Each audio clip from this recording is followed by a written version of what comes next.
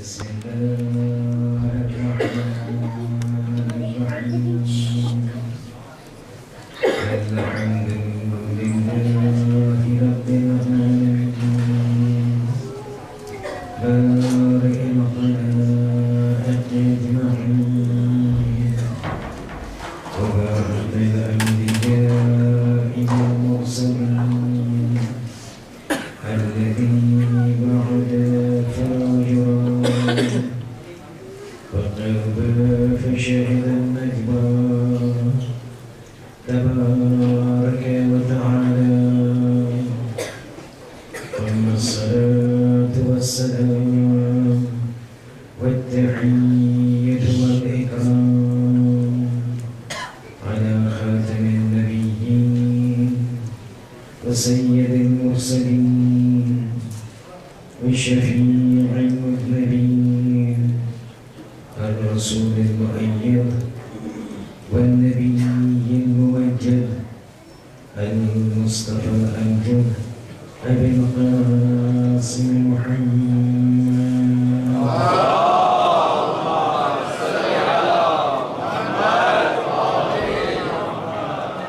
وعلى آله الطيبين الطاهرين المعصومين المظلومين لا سيما على الإمام المنتظر وحجة الله الثاني عشر ابن العسكري المنتظر ولعنة الله على أعدائهم أجمعين من الآن إلى قيام يوم الدين أما بعد فإن الله الصادق العليم قال في كتابه الكريم القرآن الحكيم بسم الله الرحمن الرحيم وإنه لقرآن كريم في كتاب مكنون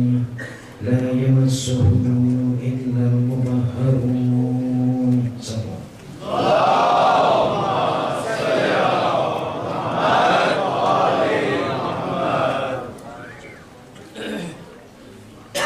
Quran and the Itat, the Quran and the Ahlul Bayt, the ruling that the Holy Prophet before passing away passed on to us for us to ensure that we adhere to one hand the Quran, the other hand the Ahlul Bayt, because in this both kinds of adherence lies man's salvation in the hereafter.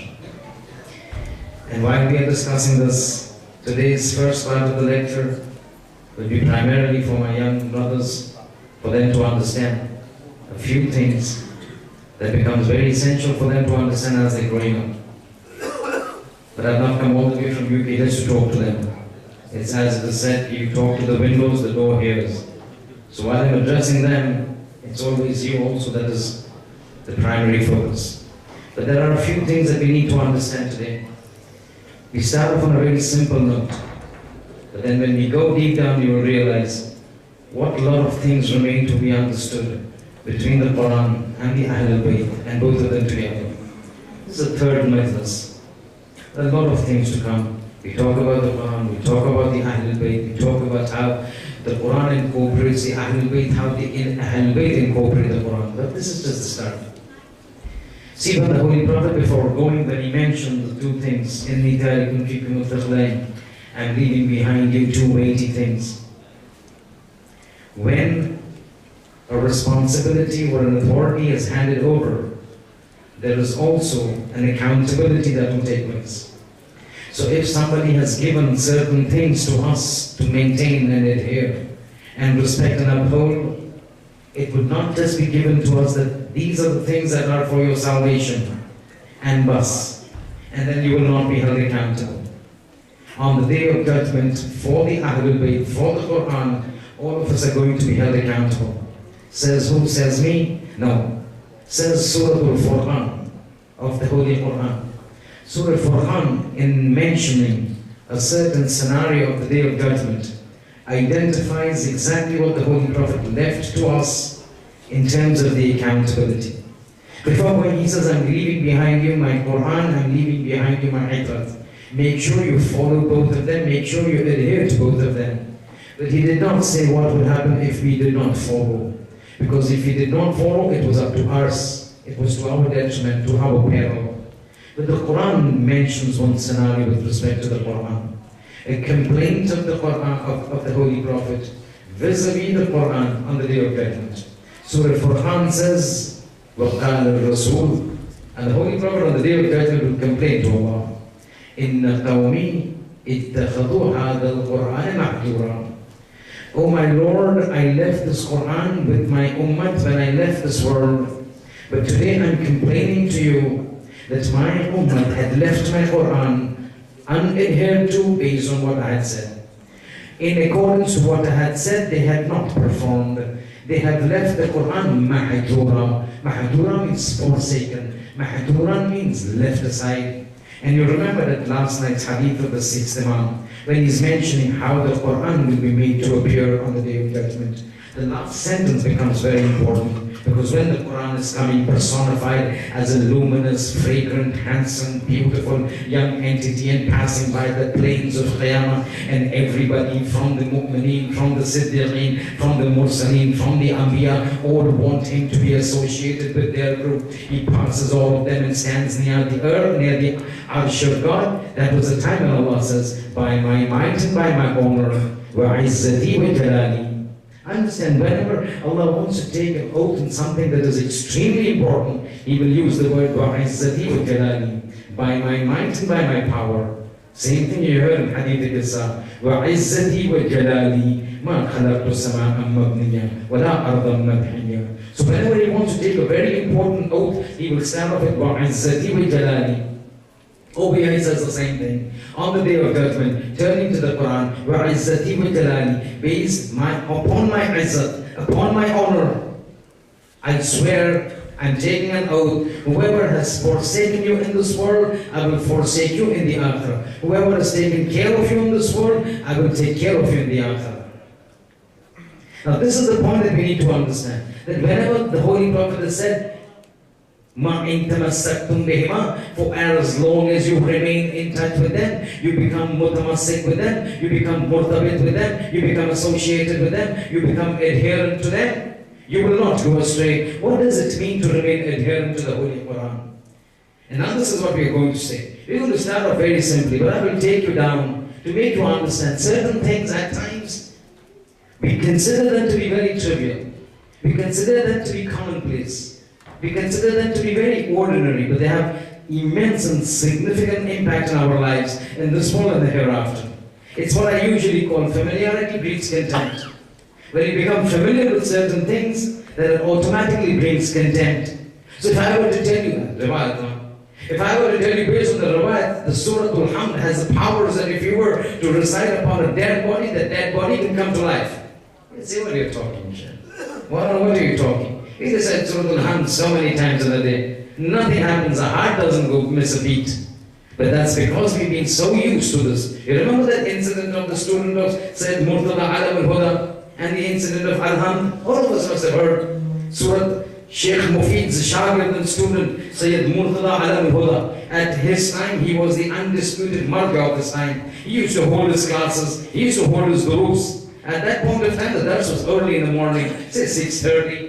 When the durus would be held, always, one student would be coming late. And Sayyid Murtada would always observe him coming late. Very quickly, just to identify what this familiarity breeds contempt means. He would always come late. So one day Sayyid Murtada Alam al-Huda calls him. You know who Sayyid Murtada Alam al-Huda is? Sayyid Murtada Alam al-Huda is the brother of Sayyid Razi Sharif. Sayyid Razi Sharif is the compiler of Nahj al-Balagha. Ajib, both of them. How they started, how Bibi Fatima comes to Sheikh Mufid to take them, to recommend them to Sheikh Mufid so that he takes them in his tutelage is a different issue. But right now, Alam al-Huda. So whenever he would see the student coming late, every time coming late, one day after the others, he called him, come here. Say, I always see you coming late. Why is it that you come late? This is because I need to cross the river in order to come to your place, your class. And the bridge always opens at a certain time. I have to wait for the bridge to close or open, whatever you say. so that I can go over it and come to you and attend the class. When I wait for the bridge to come, I get late over here. So Alamul Shaykh said, Murtaza Alamul Huda says, I'm going to give you something, which I'm going to write for you. Next time when you come to the water, don't wait for the bridge to be lowered. Take this in your hand, walk on the water, and you will cross it. So the student is saying, walk on the water. He says, yes, walk on the water. He gives him something, but he tells him, don't open this. Don't open it, keep it in your hand. He writes something, gives it to him as a ta'weez, and gives it to the student. Next morning when the student is coming with the thing in his hand, reaches the water, wants to cross, remembers, I don't have to wait for the bridge, because my ustad has said to walk on water. Hesitant, vacillating, he puts his leg onto the water, with the ta'weez that said Murtaza Alamul Huda had given. All of a sudden what he sees, his foot is not going in the water, second foot on the water, third foot on the water, he's not going down, he crosses the entire water without the bridge, walking on water, reaches in time. When Sayyid Murtaza sees him, smiles, realizes he's used it. 1 day happens, 2 day happens, 3 day happens, 1 week, 2 weeks. But curiosity killed the cat, no? This man is saying, what is inside Ismi Adam in this? That is making me walk on the water. I need to see this dua. I need to see what is happening in this. So one day he opens it up slowly. Said, Murtaza, don't open it, don't open it. He opens it. He opens it. What does he see? He says over there written Bismillahir Rahmanir Rahim. One sentence. One sentence, Bismillahir Rahmanir Rahim. This boy looks at it and says, Bas, one Bismillah. And this is making me walk on water. He folds it, keeps it. Next day, when the dance starts, says Murtaza starts his dance, and the boy comes late. Comes late. So after the dance, said Alamul Huda calls him. Says, what happened? He says, what had happened was that today when I came to walk upon the water, as I had been doing for the past 1 month, every time I would put my leg and foot on the water, it would not go down. It would remain on water. I would be able to walk on water. But today something different happened. When I started to walk on the water with the ta'weez that you had given to me in my hands, I found the first step I put in, plonk into the water. Second step, plonk into the water. I could not walk on the water anymore. So I had to wait for the bridge to be lowered so that I could go upon it. At that time, said Alamul Huda said, did I not tell you not to open that letter? What had happened was that he had thought it was an Ismi Adam, some huge dua, some long dua that he had probably not seen, and that was making him walk on water. Little realizing Bismillahir Rahmanir Rahim itself is an Ismi Adam. But once he opens it and he sees that Bismillah, an automatic familiarity breeds contempt comes. What? One Bismillah is making me walk on water. The moment that conviction failed, the ta'weez of Bismillah failed. This is what is termed as familiarity breeds contempt. Many times in our lives there are so many normal things having huge impact in our lives. I keep saying this when I'm there in the UK. Islam has given us certain keys. Islam has given us certain keys for the falah of the dunya and the akhirah. The problem is we don't use those keys, and then we say we've got problems in life. We are cocooned in problems. We are overwhelmed by problems. Whereas the solutions to those problems have been given. Problem is you and me don't know about it. Let me give you some examples. And the reason I'm saying is this, that few things become very simple, but they assume immense importance. I'll tell you one thing. And then I'll explain how it goes. One of the things that has been specifically mentioned, listen, we're talking about being mutamassik, being adherent to the Quran. Now certain things will say, Sheikh, Maulana, what are you talking? What are these things?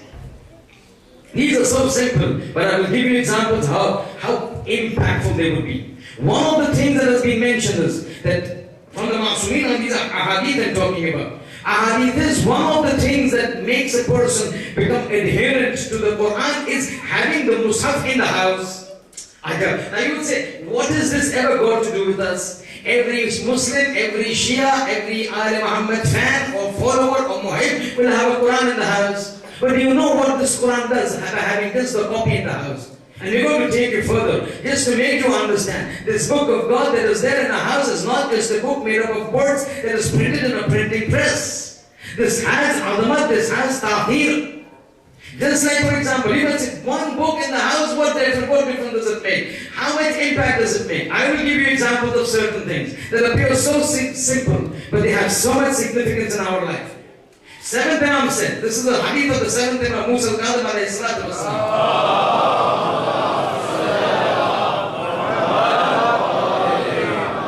Simple examples, normal days. Listen, we need to relate the majalis to our normal day, everyday life. These majalis are not supposed to be that we come over here just for the monotonous routine that, oh, it's a month of Muharram, we need to come over here, wear black clothes, weep and go away. It needs to be understood how it impacts our life in this world and in the hereafter, how it changes our life in this world and the hereafter. So the seventh Imam says, simple issue, combing the hair. It is mustahab to comb the hair while standing. It is makruh to comb. It is mustahab to comb the hair while sitting. It is makruh to hold it to comb one's hair standing. Combing hair, simple. But you know the logic what the Imams have said. A lot of things in our life depend upon this. The seventh Imam says, if somebody were to comb his hair while standing, it weakens his heart. And if a person were to comb his hair while sitting, his heart strengthens, his epidermis, the skin, strengthens. He doesn't get problems with diseases related to the skin like eczema. Now what you tell me has got this to do with somebody standing or sitting? But the seventh Imam says, you comb your hair while standing, be ready, your heart is going to become weakened. Be ready, your heart. And this even goes further. It says, individuals who comb their hair in the toilets don't comb, it's makruh. Seventh Imam is saying now, it says, you comb your hair in the washroom, in the toilet. Remember, your hair will weaken and they will fall. We have problems about hair fall. We have problems about these sort of things. But the Imam just said, listen, you want to prevent hair fall, make sure from the time you're trying to eat your children, comb your hair while sitting. So the hair gets strengthened, you don't lose your hair at the age of 45. These come from where? You heard it is makruh for doing this and mustahab for doing this. But all of these have reasons. They're not ad hoc that one fine day God decides, I want to make this makruh, it is makruh. I want to make this mustahab, it is mustahab. There are effects, there are impacts, there are results, there are consequences. You wear shoes. Ajab, this is on. You wear shoes. It is said makruh to wear black shoes. Has anybody ever asked, why is it makruh? What does it bring about? It's makruh to wear shoes. There are certain makruhat about the libas. One of the makruhat is to wear black shoes. What happens when you wear black shoes? Do you know? Do we know? I am still talking only about the hadith. I'm not even going to the Quran. Quran is too far out. Talking about the hadith. Riwayat says, fifth Imam is narrating. It says individuals who wear black shoes consistently. Once in a while it's okay. But the fifth Imam says somebody consistently wears black shoes. Weakens his eyesight. Weakens his eyesight. The eyesight of an individual who consistently wears black shoes weakens. One, gloom and adversities come into his life. How? How do I know? Don't ask me how. The Imams have said, the problem is if I'm having a weak side and I've been consistently wearing black shoes and I don't need to blame anybody, saying that, look, I'm faced with the problem of the eyes, because we've been said, look, if you do this, this is what is going to happen. These are from the asrar, the divinity that comes into the world. These people know the asrar. You pick up dua, Jawshan Kabir. About, you have 100 duas in Jawshan Kabir. Duas, 10 names of God in each of them, 1,000 names of God. You know, according to certain dua, each dua has certain benefits. But if you have this dua that starts with Ya Hannan or Ya Mannan, the effects will be different from Ya Mannan or Ya Hannan. What difference it makes? Hannan is the name of God, Mannan is the name of God. I say Ya Hannan or Ya Mannan or Ya Mannan or Ya Hannan, what difference it makes? The 50 Imam says it makes a difference, you don't understand.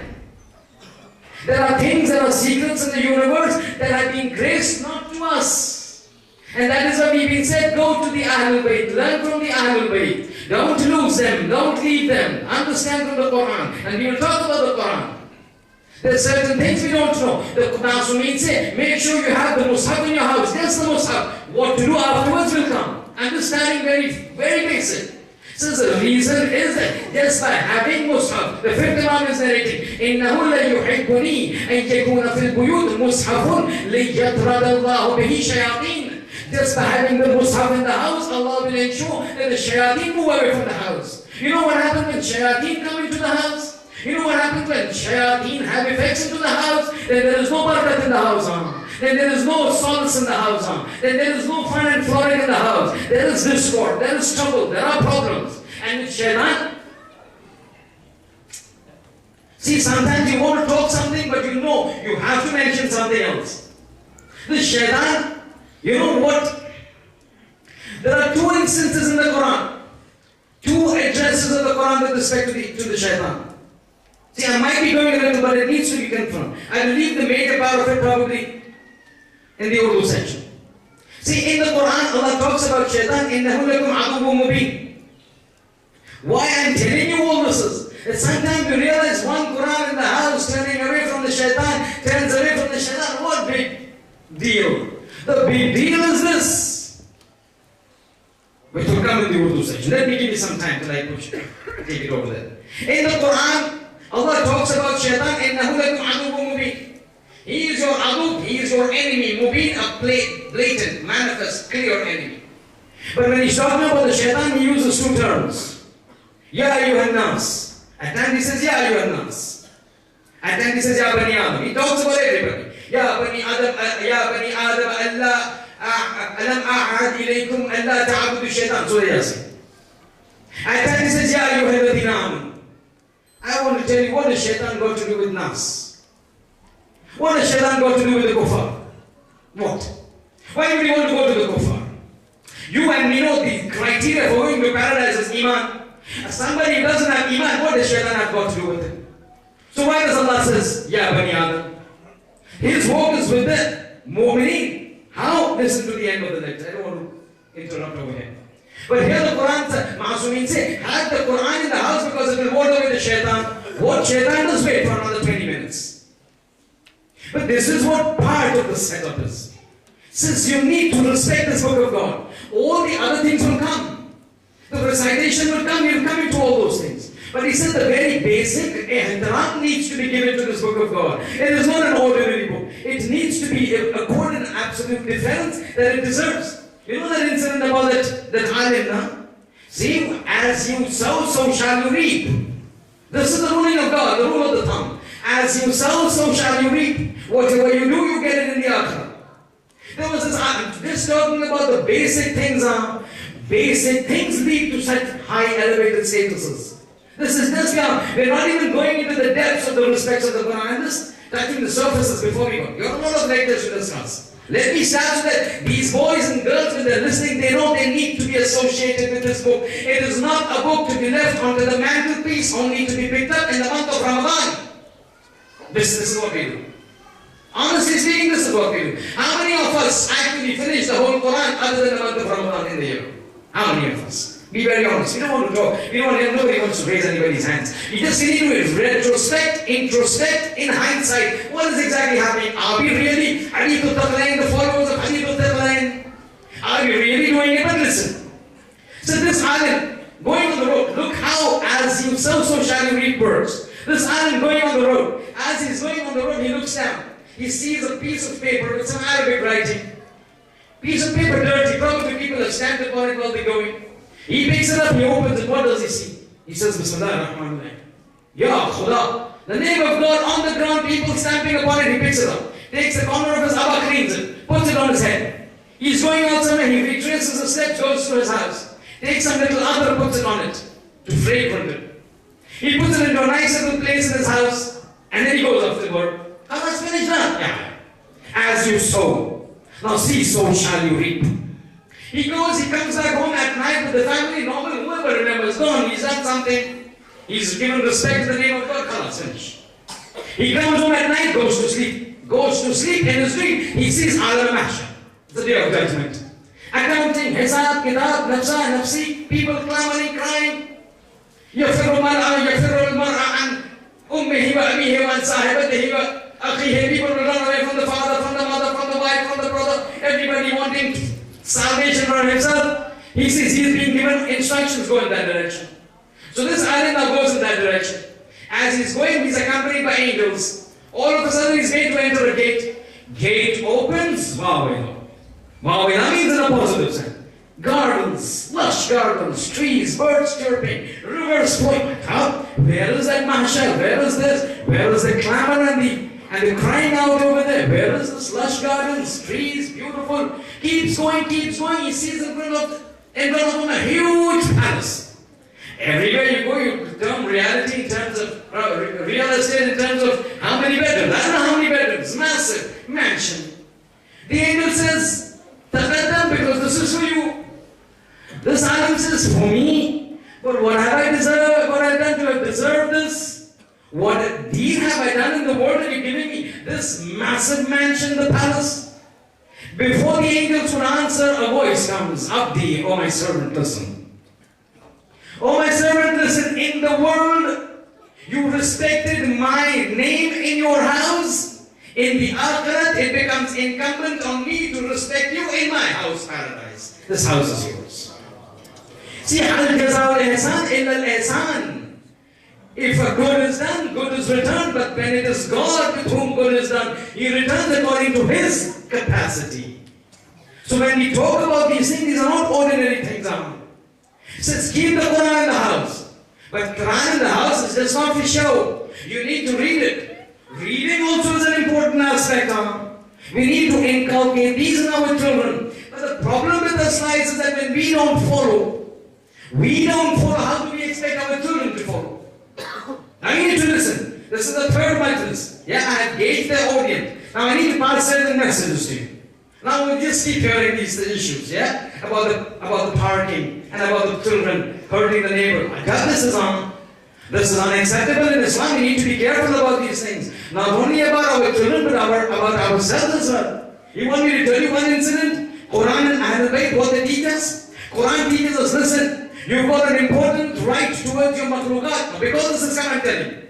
You've got an important right towards the makhluqat, your creation in God. You can't just ignore them. Just because you follow Ali doesn't mean that you are superior in life. You may be superior because of the Iman, but that does not mean you become absolved of the rights that they need to do. One incident to show how Ali takes care of the rights of the others. Let alone us who claim ourselves to be the followers of Ali. One day Ali, this is because announcement was made, you have to be careful. Understand this now if you want to be the Muhib of Ali. Ali is praying Salah because he said I'm mentioning this. Ali is praying Salah. As he is praying Salah, see, Ali had a normal way of praying Salah, a certain style, a certain speed. That day he rushes, quick, very unnatural, very out of the ordinary. Ali praying at a certain speed. Today it's going fast, express, quickly finishing the prayers. Prayers finished. The Asad come to me. Ya Amir al-Mu'mineen, what happened today? You were running so fast, what happened? He says, I had to finish my prayers quickly. He said, but why? When you've done this first time you're seeing you do this. He says, did you hear at the back of the mosque a child crying? Did you hear at the back of the mosque a child crying? I did not want to delay the extension of my prayers so that my prayers becomes a burden on that child. I realized the child was crying, so he was in discomfort. I did not want to protract and prolong the discomfort. So Ali hastens and expedites his prayers just so that the child is not put into more agony. This is Ali who's doing it for a child now who's not baligh. And we don't bother about keeping our cars across somebody's parkway in front. I got this as on. And then we say we've come here as Muhibbin of Ali. This is Ali. One child and Ali. This is Ali, a wali of God, who's praying Salat, the Salat of God, for one child who's crying. Oh Baba, what would have happened if 2 more minutes he had cried? You pray your Salat. And he says, no, it doesn't work that way. Everything needs to be balanced. So we need to understand. There are certain things we've got a responsibility to it. One of the ways of respecting is recitation. But you know why recitation? Certain things I will mention. But you know why recitation? Because of 2 reasons. And the reason I'm saying this is, it may appear to be very, very simple. But I want to give you those things that actually form the kernel, the essence of why this needs to be done. Because those carry weight. For us, reading the Quran, it's like that Bismillah in front of that student. Oh, just Bismillah. Familiarity breeds contempt. Oh, reciting the Quran. But two significant things have been mentioned in the Quran and the Hadith about this. One in the Quran, one in the Hadith. One of the things that have been mentioned is that when you recite the Quran, it increases the Iman. It increases the Iman. Quran says those people, الَّذِينَ إِذَا ذُكِرَ اللَّهُ وَجِلَتْ قُلُوبُهُم, when the وَزَادَتْهُمْ إِيمَانًا, that when the ayat of the Quran is recited in front of individuals, that Iman increases.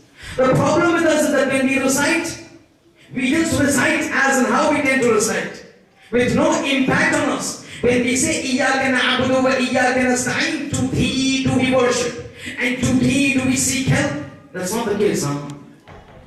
There are a lot of things. Those who are applying for PR over here, their intention is not God. They say, oh, I wish I get somebody nice who's still handling my files so that it converts nice. The idea is very different. That إِيَّاكَ نَعْبُدُ وَإِيَّاكَ نَسْتَعِينُ doesn't materialize. In Surah Hijr, which is Surah number 15 of the Quran. When this Surah number 15, verse number 43, I'll just read it out to you. Surah number 15, Surah Al-Hijr, verse number 42, verse number 43. Rabat says these two verses came together.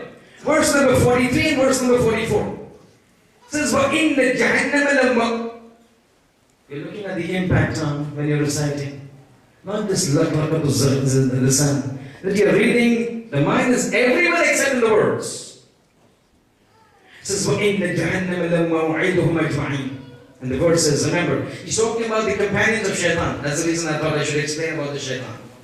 It says, those companions of the Shaitan, إِنَّمَا جَهَنَّمَ مَوْعِدُهُمْ أَجْمَعِينَ. All of these friends of Shaitan, the companions of Shaitan, the ashab of Shaitan, the muhabbin of Shaitan, the followers of Shaitan, Jahannam maw'iduhum, they will all be gathered in Jahannam.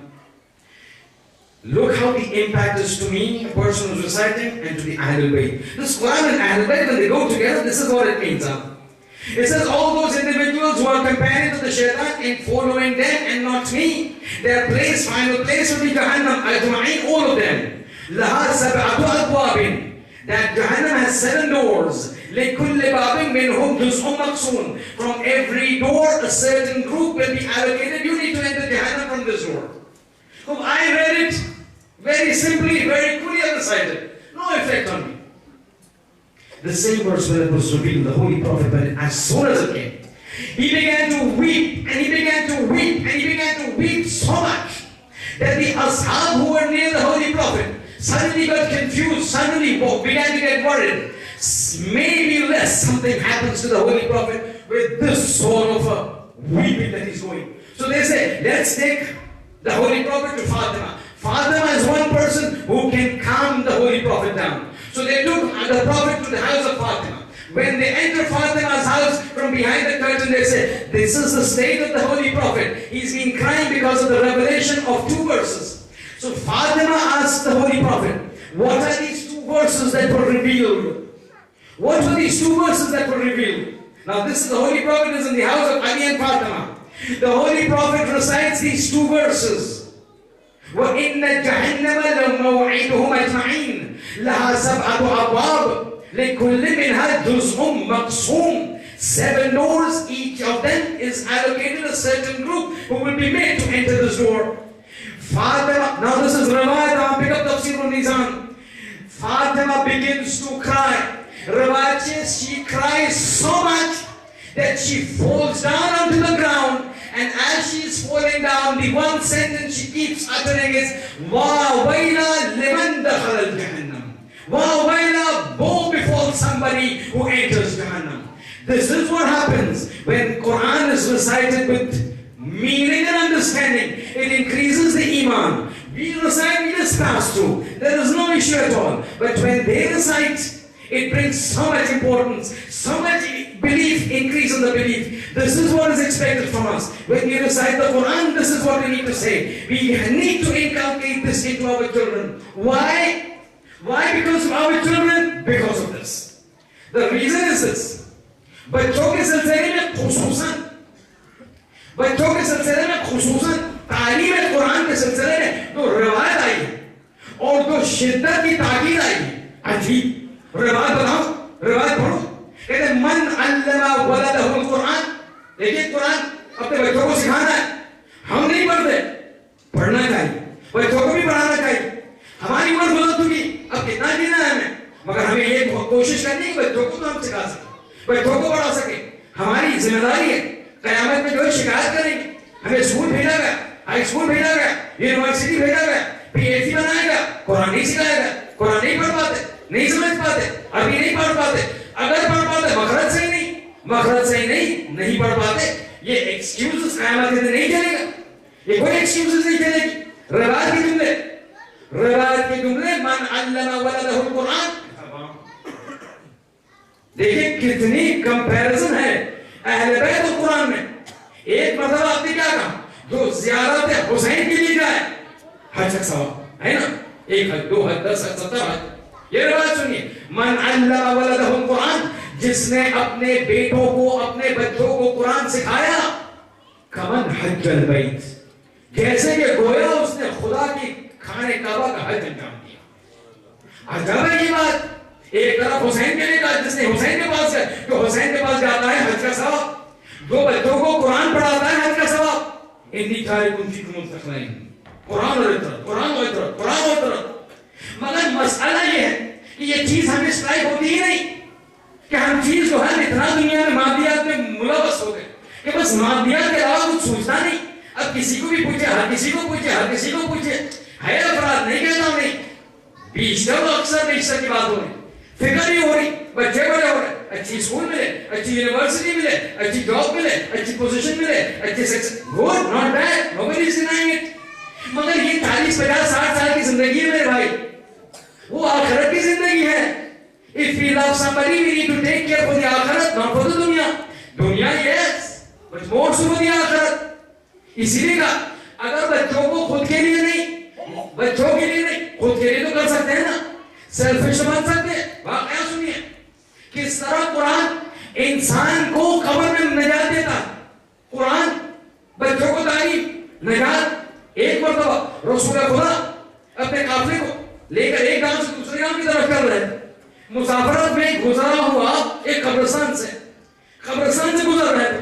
دیکھیے واقعہ عجیب, سنا ہے آپ نے یقین سنا, مگر تصور دینا ہے, لنک کرنا ہے اس شیطان کی کاپی کے ساتھ. ایک مرتبہ رسول خدا گزر رہے قبرستان سے گزرے, ایک قبر کے پاس پہنچتے ہی تھے کہ ایک مرتبہ رسول خدا دوڑنا شروع کیا. سعی کے بعد حج پہ صفا مروا کے درمیان سعی کے بعد ہرولہ کرتے ہیں نا, تیز جاتے, اسی طرح تیز دوڑنے لگے.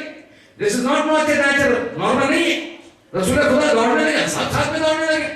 ایک مرتبہ جو ہے اس پیریفری سے نکل گئے تو پھر رسول خدا آرام, سکون, شانت ہو گئے, نارمل رفتار میں چلنے لگے. اصحاب نے پوچھا رسول خدا, یہ اللہ کے رسول کیا بات ہے, اب تک صحیح چل رہے تھے, نارمل کر رہے تھے, اس قبر کے پاس آئے, ایک مرتبہ جو ہے اپنی حرکت کو بڑھا دیا. کہتے اس قبر کی جو ہے وہ جو مرحوم ہے, جو مردہ ہے, اس پر خدا کا اتنا عذاب نازل ہو رہا تھا کہ میں خوف زدہ ہو گیا, زیادہ رک جاؤں تو شاید ایسا نہ ہو کہ جو ہے وہ خدا کا عذاب مجھے شامل حال کر لے.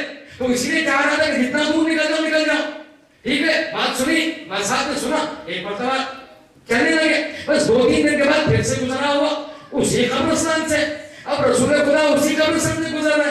اصحاب کو پتا ہے پچھلی بار 2 دن پہلے جب آئے تھے اسی قبر کے پاس سے دوڑے, اب تیار ہو گئے دوڑنے کے لیے, مگر آپ کیا دیکھا عجیب, اب رسول خدا دوڑ نہیں رہے, آہستہ جا رہے, اتنا آہستہ کہ جیسے کہ وہیں بیٹھنا ہے.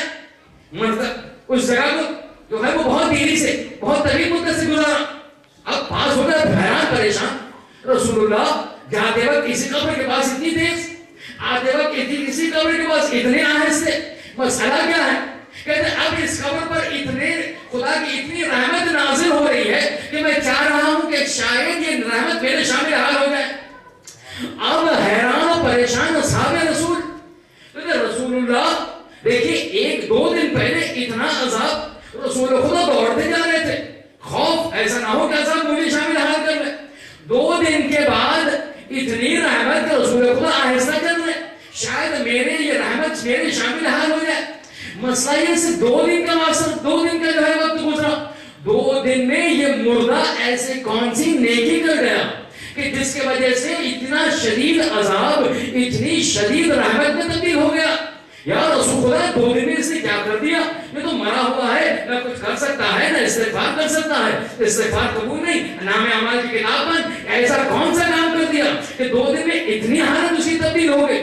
کیونکہ مسئلہ یہ تھا کہ جب وہ شدید عذاب ہو رہا تھا اس وقت اس کا بیٹا جو تھا وہ بہت چھوٹا تھا، دنیا سے گزرا تھا یہ شخص. اب وہ جب بیٹا بڑا ہوا تو اس کی ماں نے اس کے بیٹے کو مدرسے میں بھیجا تو اس دن پہلا درس تھا اس کا قرآن کا، اور قرآن کا جو معلم تھا، قرآن کا جو قاری تھا، جو ٹیچر تھا، اس کو سب سے پہلے سکھایا بیٹے جب قرآن پڑھنا شروع کرو تو اللہ کے نام سے شروع کرو، بسم اللہ الرحمن الرحیم. وہ بچے نے پہلی بار بسم اللہ الرحمن الرحیم کہا کہ خداوند نے متعال کی آواز آئی فرشتے عذاب کو کہ ہٹ جاؤ، فرشتے رحمت کو بھیجو. مجھے شرم آ رہی ہے کہ کس کا بیٹا مجھے بسم اللہ الرحمن الرحیم کے نام سے پکار اور اس کے باپ کو عذاب. جب ہے مجھے شرم آتی ہے کہ ایک بچہ جو مجھے اپنے رحمان اور رحیمیت کے نام سے پکارے اس کے باپ کو میں معذب. مسئلہ یہ ہے تو اگر ہمیں خود کو نہیں، ہمارے بچوں کے لیے نہیں تو خود کے لیے تو ہم سکھائیں ان کو کہ کہیں وہ قرآن پڑھے تو ہم جب قبر میں جائے تو کام آئے. مگر ہمارے بیٹے تو کیا عمال، ابھی آپ انشاءاللہ ہم سے بہتر ہے، مگر ہم ہمارے عمال میں خود پہ کچھ ناز نہیں کر سکتے، نہ تکیہ دے سکتے ہیں. ہم تو مجبور ہیں دوسروں کے جو ہے وہ رحمت پر کہ شاید وہ پڑھے تو ہمیں کام آئے.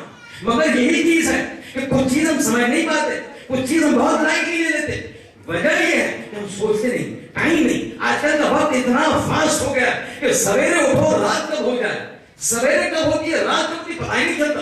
اٹھے سویرے ناشتہ کرے، دیکھا سویرے رات کے سونے کا وقت ہو گیا. ریفلیکشن کا ٹائم نہیں ملتا. آئے گا وقت، اس کی تفصیل آئے گی. مگر مسئلہ یہ ہے کہ جو پہلی گفتگو کچھ چیز اتنا امپیکٹ کرتی ہے، اور یہی چیز شیطان کی بات سنیے کس طرح جو ہے یہ بات جو ہے وہ اتنی سادی لگتی ہے کہ قرآن گھر میں ہو تو خدا شیاطین کو گھر سے بھگاتا ہے. واقعہ سنیے، ایک تحریر سنیے. 10 منٹ کا ٹائم وقت مجھے دیجیے، انشاءاللہ لطف اٹھائیے گا کیونکہ یہ عجیب سلسلہ ہے. یہ سلسلہ شروع ہوتا ہے ایک روایت 8ویں امام علی بن موسیٰ رضا علیہ السلام.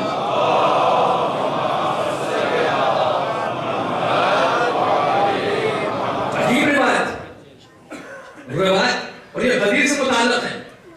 اب آپ سوچیں گے غدیر کہاں، محرم کہاں؟ سنیے غدیر کہاں، محرم کہاں. پھر سمجھ لیجیے ولایت علی کیا ہے، اور پھر سوچیں حسین ابن علی کیا ہے.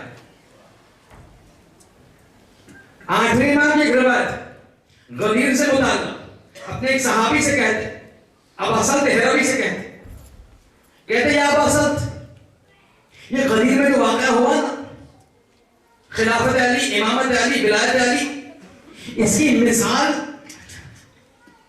8واں امام کہتا ہے غدیر میں جو واقعہ ہوا جس میں خدا کے رسول نے ولایت علی کا اعلان کیا، امامت علی کا اعلان کیا، اس کی شباہت ان مثل ما وقع فی الغدیر، مثال جو چیز غدیر میں واقع ہوئی کمثل عدم سجود ابلیس لآدم، ابلیس کا آدم کے سامنے نہ سجدہ کرنا اس جیسا ہے. اب سنیے امام تشبیہ کر رہے. اب ایک بات یہ سمجھ لیجئے گا، یہ آج کی مجلس ہو کہ آئندہ مجلس ہو، یہ رسول خدا کا جانشین ہے، یہ تو ہم مانتے ہیں نا. رسول خدا کا جانشین، رسول خدا کا جانشین یعنی جیسا رسول ویسا یہ صحیح. اب رسول کیسا؟ قرآن کہتا ما ینطق عن الہویٰ ان هو الا وحی یوحی، یہ اپنی خواہش سے کچھ کہتا ہی نہیں، یہ وہی کہتا ہے کہ جو خدا کہتا ہے. یہ تو صحیح بات ہے، ثابت شدہ بات ہے قرآن سے. اب یہ رسول کا جانشین کہہ رہا ہے کہ ما وقع، جو واقعہ غدیر میں پیش آیا، اس کی مثال ابلیس کا آدم کے سامنے سجدہ نہ کرنے کی مثال ہے. اب میں آپ کو ایک بات، اب سنیے گا غدیر میں کیا ہوا. غدیر میں یہ ہوا کہ ایک خلیفہ کا اعلان ہوا، ایک ولی خدا کا اعلان ہوا، اور اس لوگوں سے کہا گیا کہ یہ ولی خدا کو قبول کرو. صحیح ہے نا؟ یہی تو ہوا من کنت مولا فہو علی مولا، جس کا میں مولا اس کا علی مولا. ولی کی نمائندگی کا بیان ہوا، ولی کی معرفی ہوئی. امامت کی معرفی ہوئی، خلیفہ کی معرفی ہوئی، اب کہا گیا ان کو قبول کرو. صحیح بات ہے. ابتداء سب نے کہا بخیر بخیر یبدا بھی تھا. اس کے بعد کیا ہوا؟ اس کے بعد پھر وہی ہوا نا کہ سجدہ کا دروازہ کھلایا گیا. یعنی منکر ہو گئے لوگ، یعنی خلافت کو ٹھکرایا، امامت کو ٹھکرایا، ولایت کو ٹھکرایا، اعلان ہوا قبول کرو، ٹھکرایا گیا. اب آئیے آدم کے سلسلے. 8واں امام کہتا ہے اس کی مثال اس کی جیسی ہے. وہاں اللہ نے اپنے ولی کے جو ہے معرفی کی، اللہ نے اپنے ولی کو جو ہے انٹروڈیوس کرایا، یہ آدم ہے میرا ولی، یہ آدم ہے میرا خلیفہ، انی جاعل فی الارض خلیفہ، میں اپنا خلیفہ دنیا میں زمین پر بنانے جا رہا ہوں. اذا سویتہ، میں جب اس کو جو ہوں ایک فارم دے دو، ونفخت فیہ من روحی، اس میں میری جو ہے روح، یعنی میری روح یعنی میرے طرف سے روح، میری روح نہیں. یہ جو ہے وہ اشتباہ ہوتا ہے کہ خدا نے اپنی روح ڈال دی، نہیں، اپنے طرف سے روح ڈالی. فقعوا له ساجدین، جب میں روح ڈال دوں اور یہ آدم زندہ ہو جائے تو تمہیں سجدہ کر لینا. فسجد الملائکۃ کلھم اجمعون، ملائکہ سب سارے ملائکہ نے سجدہ کیا الا ابلیس، ابلیس نے نہیں کیا. استکبار کیا، تکبر کیا، وہ کان من الکافرین، اور کافرین میں سے تھا. یہ واقعہ ہو گیا.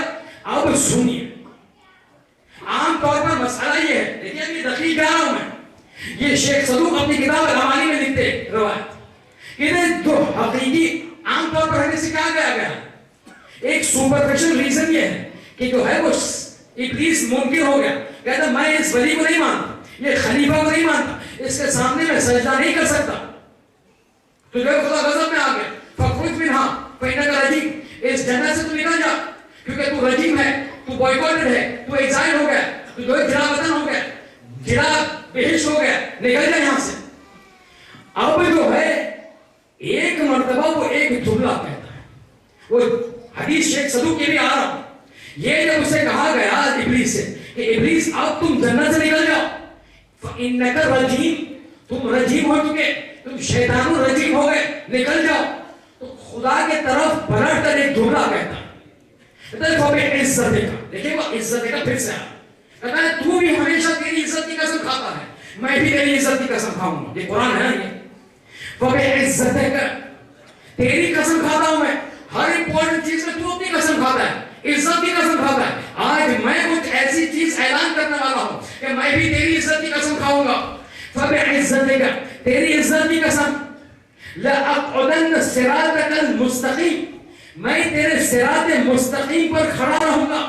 وَلَأُغْوِيَنَّهُمْ أَجْمَعِينَ، اور یہ آدم کی نسل میں سے ہر وہ شخص جو صراط مستقیم پر آئے گا اس کو گمراہی کی طرف لے جاؤں گا، صراط مستقیم تک پہنچنے نہیں دوں گا، صراط مستقیم پر پابند رہنے نہ دوں گا. یہ کہہ دیا. اب شیخ صدوق کی امانی کی حدیث میں آئی ہے، امانی میں لکھتے ہیں کہ تمہیں پتا ہے، ابھی ایک چھٹے ایمان کی روایت کہتے ہیں در حقیقت ابلیس نے آدم کے سامنے سجدہ اس لیے نہ کیا کیونکہ جو ہے وہ آدم کو سجدہ نہ کرنا چاہ رہا تھا.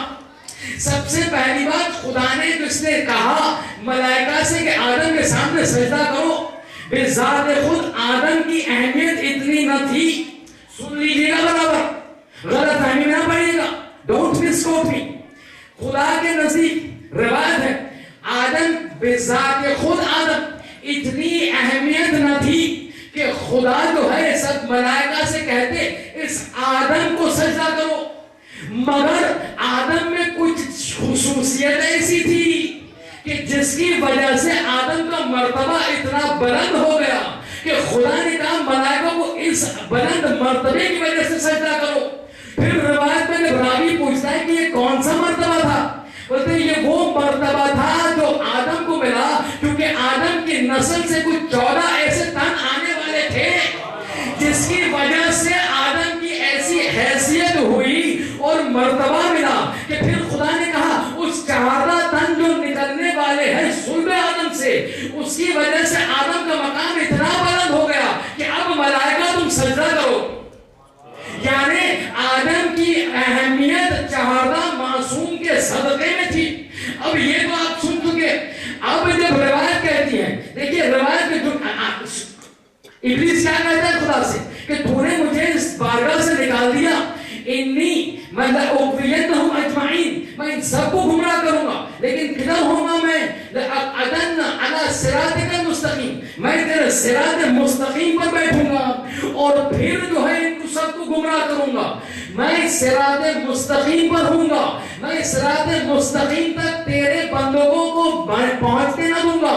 صراط مستقیم تک اگر پہنچ گئے تو میرے قابو سے نکل جائیں گے. صراط مستقیم سے گمراہ کروں گا. میں پوچھوں یہ صراط مستقیم بار بار کو آدم ابلیس کہتا جا رہا ہے کہ میں آدمیوں کو یعنی نسل آدم کو گمراہ کروں گا صراط مستقیم تک پہنچنے کے لیے. یہ صراط مستقیم کون ہے؟ تفسیر میں تو نہیں ملتی مگر ایک زیارت میں ملتا ہے کہ یہ جو ابلیس کہتا ہے صراط مستقیم, یہ صراط مستقیم کی تفسیر کیا ہے؟ ابھی 18 ذی الحجہ کو عید غدیر گزری. عید غدیر کے جو آپ اعمال دیکھیے گا مفاتیح الجنان میں, اس میں ایک عمل یہ ہے کہ مستحب ہے روز غدیر میں زیارت غدیر پڑھنا, جس کو کہا جاتا ہے زیارت غدیریہ. یہ زیارت غدیریہ 10ویں امام نے ارشاد فرمایا اس وقت جب سامرہ کا حاکم نے, بنی عباس کا حاکم نے مدینے سے 10ویں امام کو سامرہ بلایا. جب 10ویں امام سامرہ کی طرف جا رہے تھے تو گزرا ہوا نجف سے. نجف جب پہنچے تو روز غدیر تھا. روز غدیر کے دن وہ جو ہے حرم امام علی میں جاتے ہیں اور ایک زیارت القا کرتے ہیں جس کا نام ہے زیارت غدیریہ. اس زیارت غدیریہ کے آخر حصے میں 10واں امام قسم کھاتا ہے, کہتا ہے میں خدا کی قسم کھاتا ہوں اور گواہی دیتا ہوں اے میرے جد بزرگوار کہ جو قرآن میں خدا صراط مستقیم کا بیان کیا ہے وہ آپ ہے. اب سوچ لیجئے وہ بار بار ابلیس کہتا ہے میں صراط مستقیم تک آدمیوں کو پہنچنے نہ دوں گا. یعنی 10ویں امام زیارت غدیریہ مفاتیح الجنان میں کہتا ہے ابلیس میں علی تک پہنچنے نہ دوں گا. اب سمجھ گئے ابلیس نے جو آدم کے سامنے سجدہ نہ کیا, آدم سے دشمنی نہ تھی, دشمنی تھی خلافت علی سے.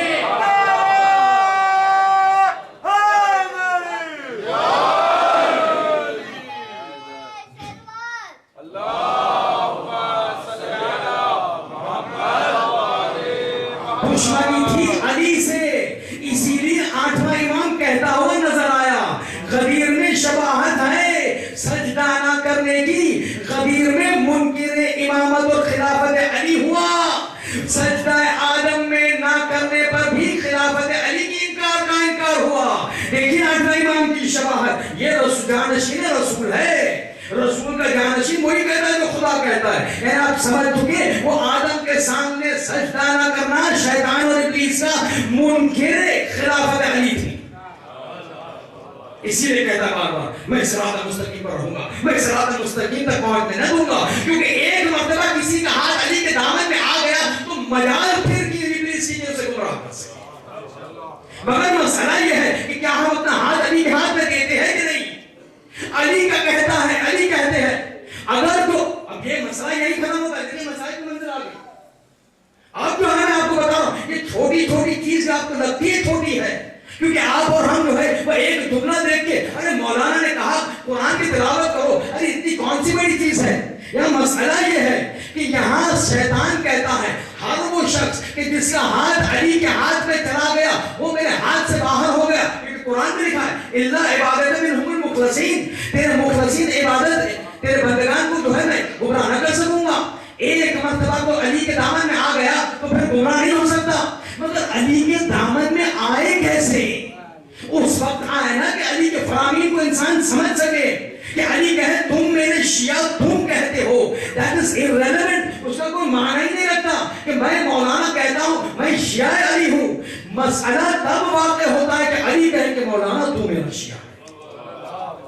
ہم تو بہت دعوے کرتے ہیں مگر کیا یہ دعویٰ جو ہے وہ کام آنے والا ہے؟ وہ قیامت کے دن جو فائدہ پہنچے گا شیعت کو اور شیعوں کو, وہ کون شیعہ ہے شیعت ہوئیں گے؟ وہ ہم ہوں گے کہ جو کہتے ہیں کہ ہم شیعہ ہیں, کہ فاطمہ اٹھ کے کہے کہ ہاں شیعہ جی یہ میرا شیعہ ہے. اور اسی لیے کہتے ہیں روایت کے جملے وربیٹم میں کوٹ کر رہا ہوں, ان شیعت علی الفاظ ہے. کہتے ایک نشانی شیعت علی کی یہ ہے کہ وہ مسلسل قرآن پڑھے. ان شیعت علی کثیرت تلاوتہم للقرآن. شیعت علی کی ایک پہچان یہ ہے کہ وہ قرآن کی بات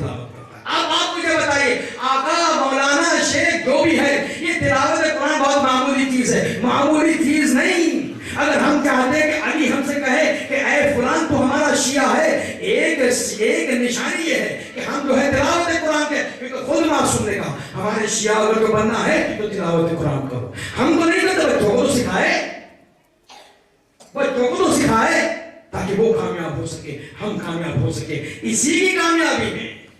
اور یہی چیز قرآن کی تلاوت، پابندی شریعت، اہل بیت، قرآن و اہل بیت، یہ ہم واقع کربلا اور کربلا سے پہلے یہ پورے مشن میں دیکھنے کو ملتا ہے.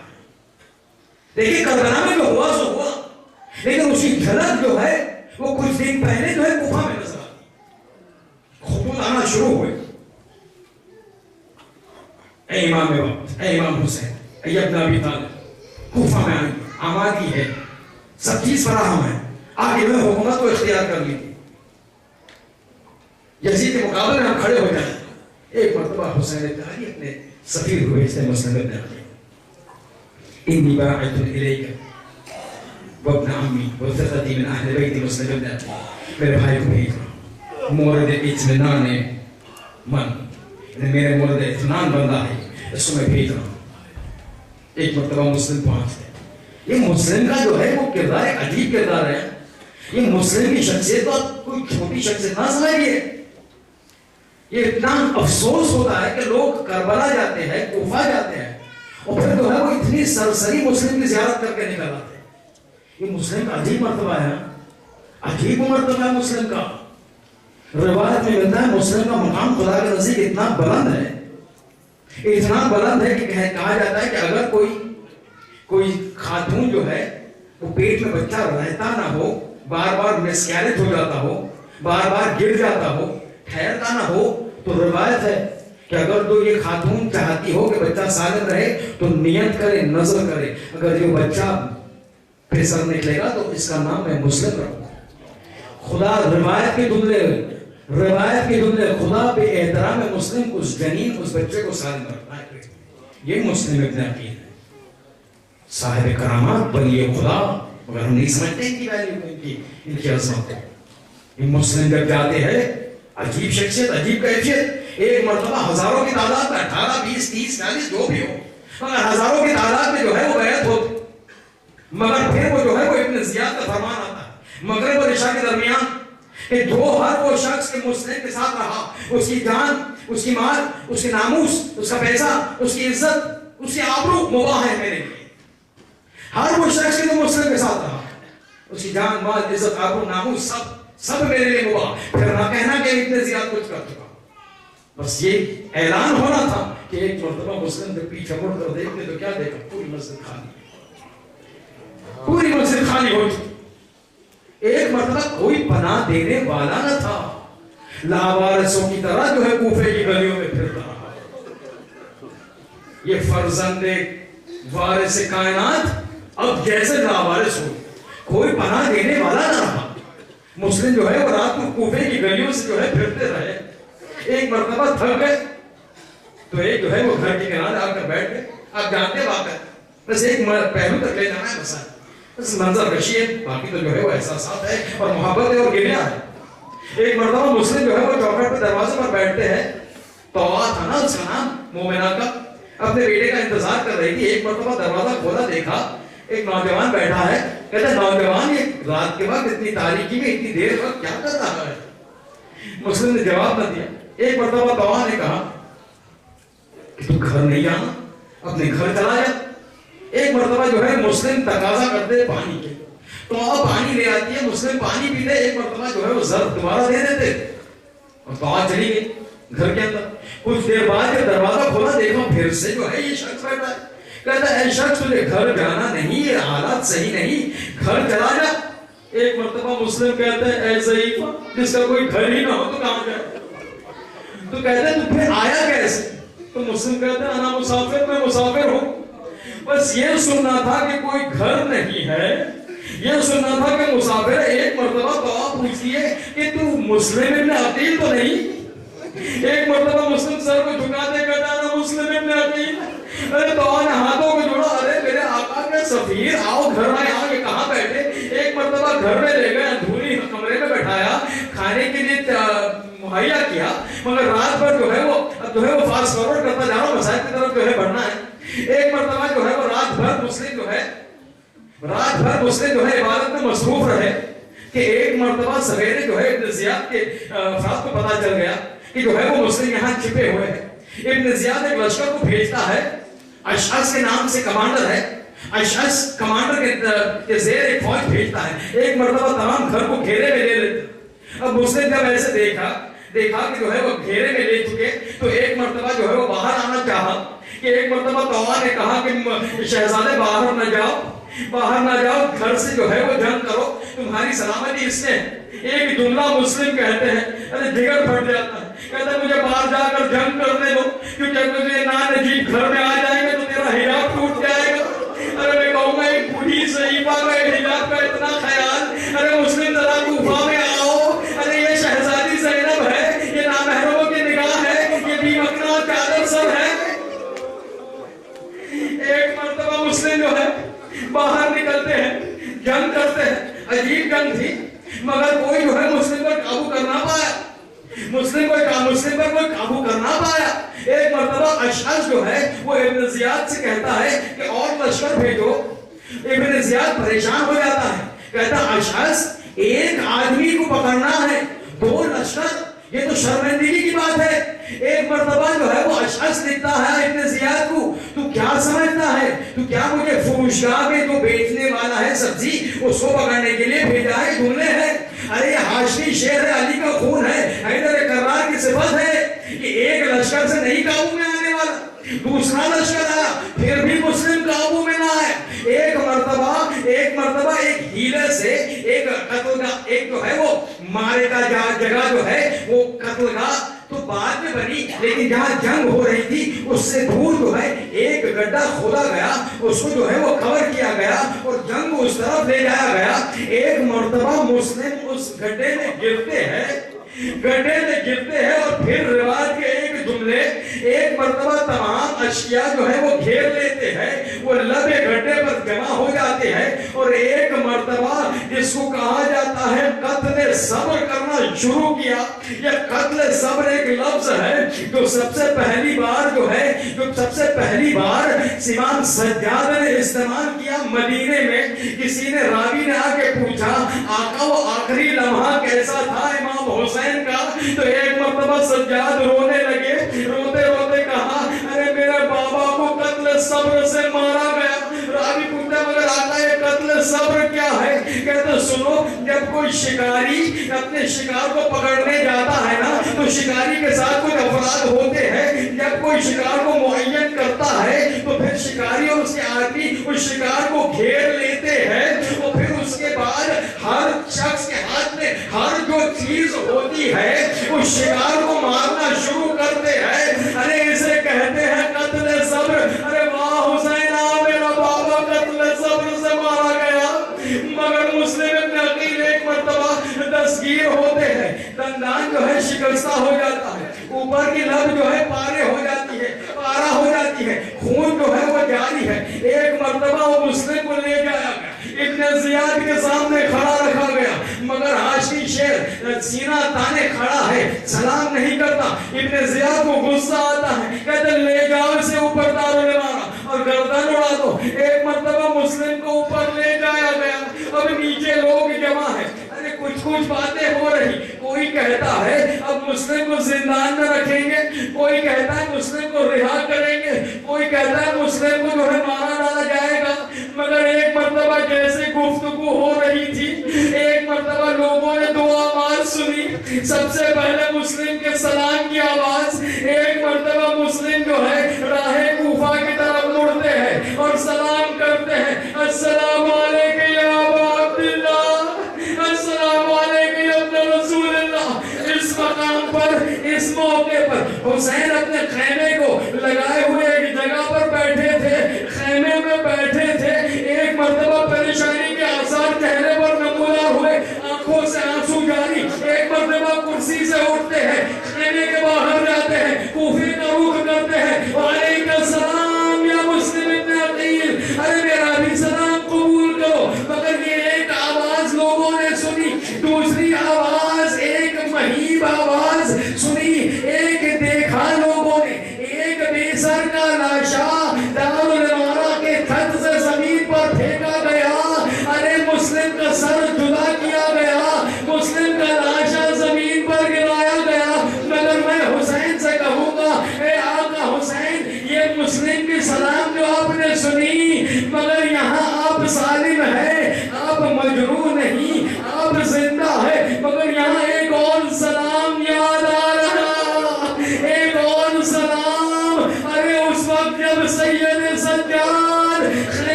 سيعلم الذين ظلموا أي منقلب ينقلب ألا ولعنة الله ولا القوم الظالم ما تنحب سلام. يا حسين